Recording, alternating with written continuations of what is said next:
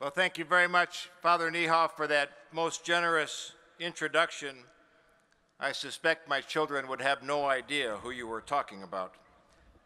I have indeed cherished our friendship, but I also would take this opportunity, along with this assembled crowd, to thank you for your service and for your leadership of our university. Thank you.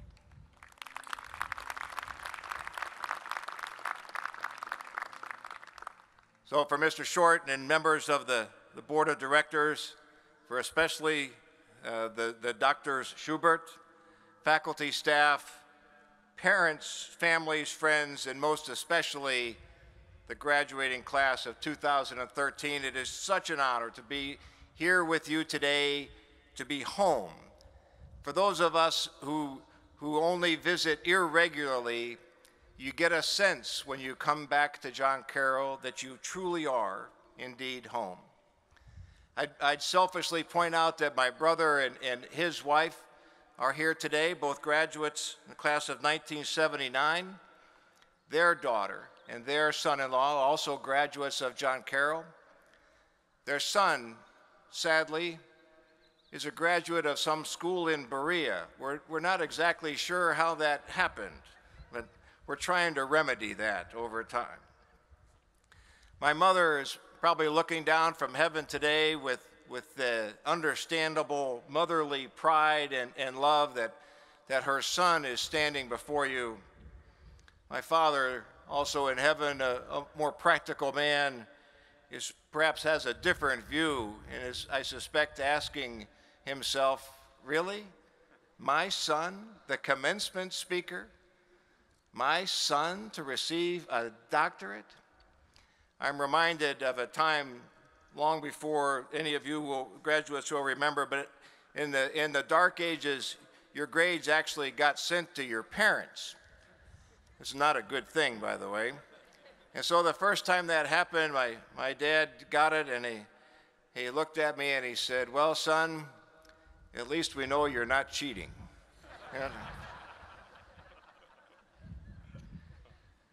Well, today is indeed a day for rejoicing, for reflection, but mostly for looking forward with excitement, optimism, and promise.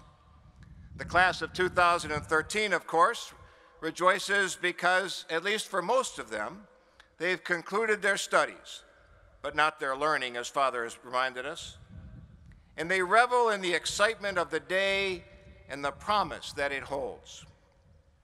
Parents, grandparents, and other families naturally are rejoicing because, at least with this commencement, there is some hope that the cost of child raising is nearing its culmination. John Carroll staff and faculty rejoice today in the joy and confidence that comes with knowing that they have done their best to prepare the class of 2013 for an uncertain yet exhilarating future. Today is also a good day for reflection for the graduates. Today culminates years of study. The journey to this day has been for some longer and more arduous than for others, but for each of you gathered here today, it is a day to reflect on your journey and all that you have accomplished. It is also right and appropriate to reflect on the fact that none of you to be honored today got here by yourselves. Your families, friends, professors, employers, priests, and so many others were instrumental in you getting here to this site today.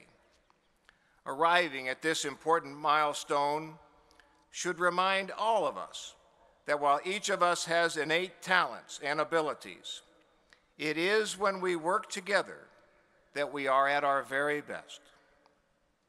For the alumni assembled today, we too should reflect on our Carroll experience.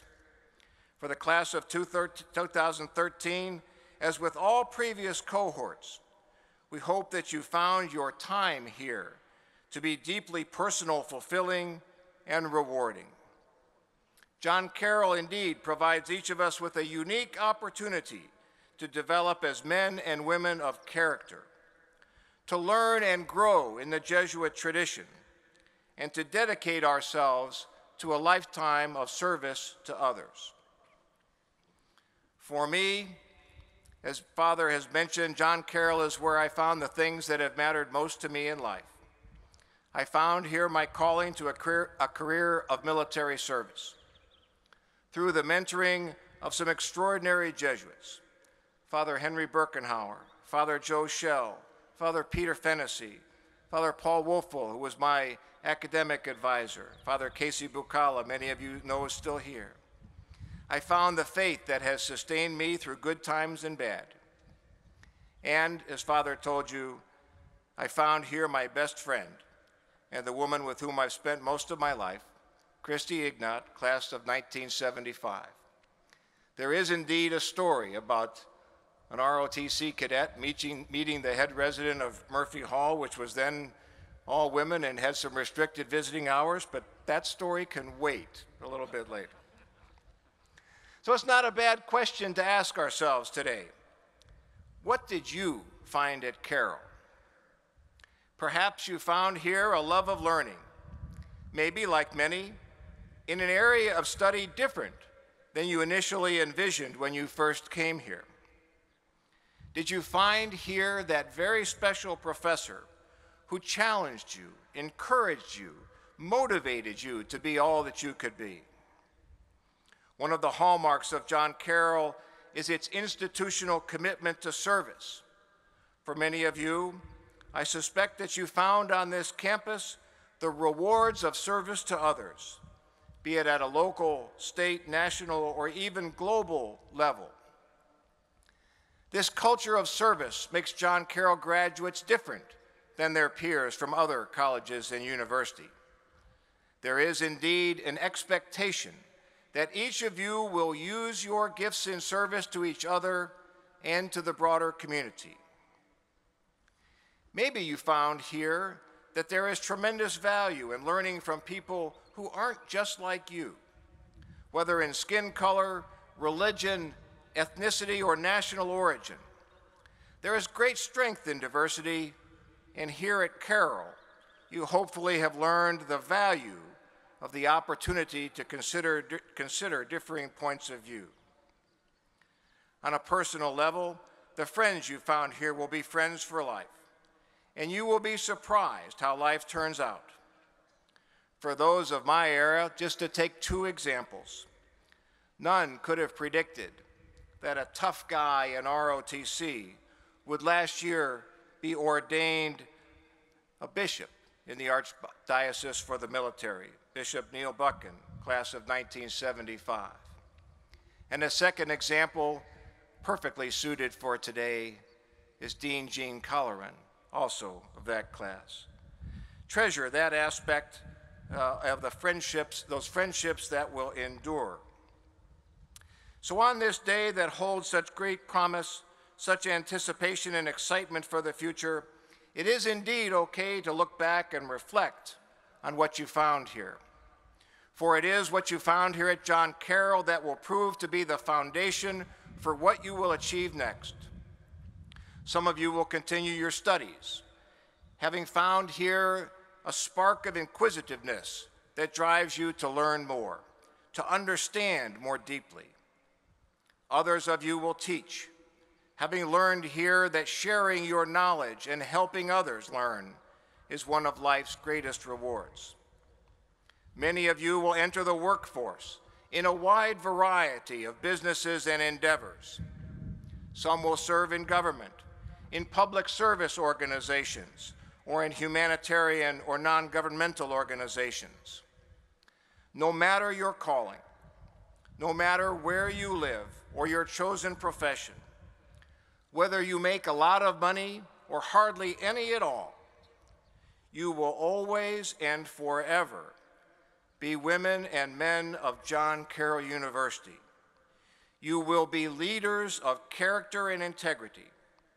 You will understand that success really means only that you have a greater opportunity, and I would say responsibility, to serve others. The future remains highly uncertain. None of us can clearly envision what lies ahead. But for generations, John Carroll graduates have helped shape the future, have met and overcome challenges, and have done so with integrity, humility, and grace. You now join the ranks of graduates of this very special place. All of us, those gathered here and those who celebrate from afar, know with full confidence that you will honor the legacy of John Carroll University.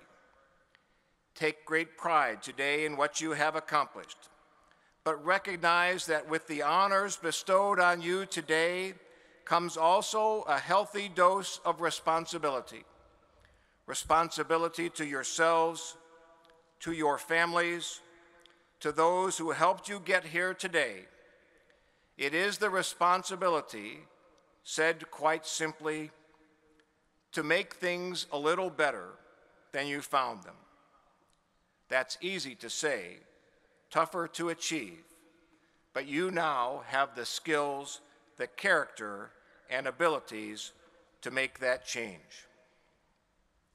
Yesterday at the Baccalaureate Mass, Father Carroll shared with us some wonderful proverbs from his service in Tanzania.